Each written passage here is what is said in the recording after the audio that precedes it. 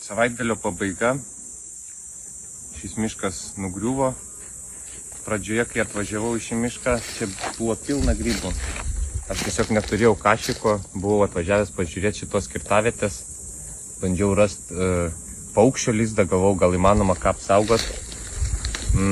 Man bebūnančią viską čia išrėžė, jaučiuosi bejėgis, kaip ir dauguma Lietuvos žmonių, kai sengirės tokio gražumo, pasižiūrėkit koks ąžuolas.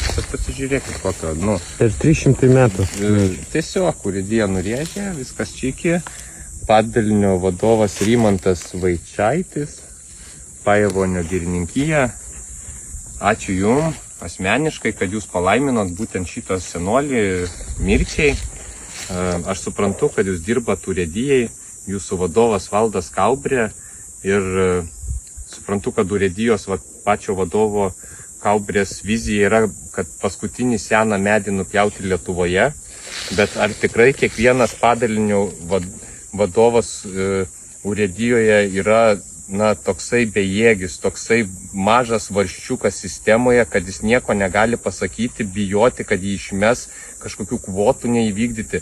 Taigi visi žinom, kad čia vyksta kažkoks barbarizmas. Dar tokie medžiai, kuriem 300-200 metų yra be gailesčio sunaikinami paukščių veisimosi metu. Jokios taisyklės negalioja Vištyčio regioniniam parke. Už tai atsakingas Rimantas Vaičaitis. Šis miškas dar ilgai grybų nematys ir sengirės čia jau nebebus. Artėja plantaciniai eglynai. Urėdija, linkime Jums kuo greičiau susilaukti atpildo pagal savo darbus proporcingai.